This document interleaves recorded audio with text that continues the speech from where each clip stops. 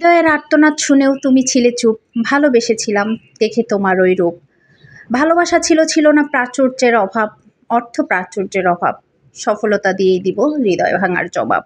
সফলতা, সফলতা আমাদের জীবনের প্রত্যেকের প্রয়োজন। যারা জীবনে ব্যর্থ তারাই জানে সফলতার অর্থ। ঠিক বললাম কি না? হাই এভরিওয়ান, আসসালামু আলাইকুম। কেমন আছেন সবাই? আশা করি ভালো আছেন। আলহামদুলিল্লাহ আমিও ভালো আছি।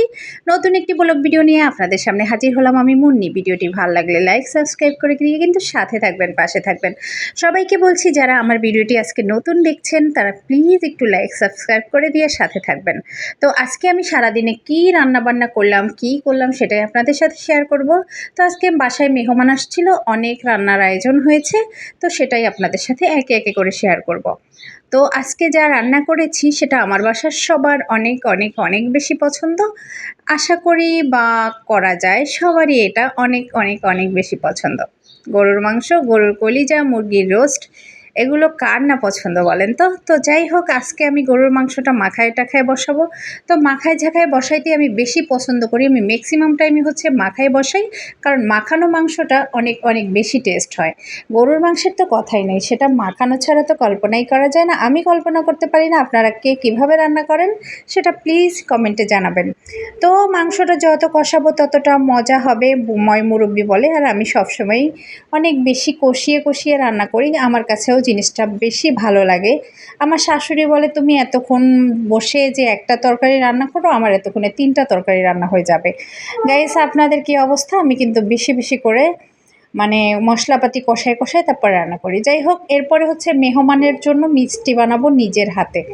আমি নিজের হাতে সব কিছু করে মানুষকে খাওয়াতে পছন্দ করি। আপনাদের কি অবস্থা?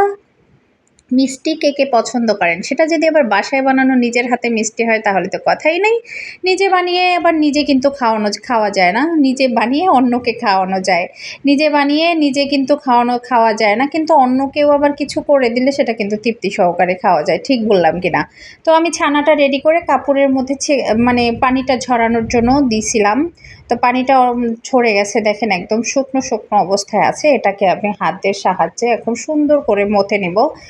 আপনার মিষ্টির ডোটা যত বেশি মসৃণ হবে মিষ্টিটা কিন্তু তত বেশি সুন্দর হবে। তো সুন্দর করে আমি হাতের সাহায্যে এটাকে ডো করে নিচ্ছি, একদম ম্যাশ করে নিচ্ছি। তারপর দেখেন গোল গোল শেপ দিয়ে দিচ্ছি মিষ্টিটা।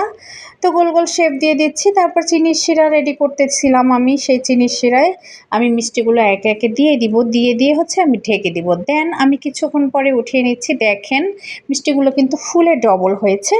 এরপর হচ্ছে এই মিষ্টিগুলোর চিনির শিরাটা আবার আমি চেপে আমি হচ্ছে দুধ দিয়ে ক্যারামেল দিয়ে একটা রেডি করেছি, সেটার মধ্যে আমি চিনির শিরাটা আবার চেপে ফেলে আবার দুধের মধ্যে ভিজাই দেব। তো আমার মিষ্টি রেডি। সবাই ভালো থাকবেন। খোদা হাফেজ। নতুন একটা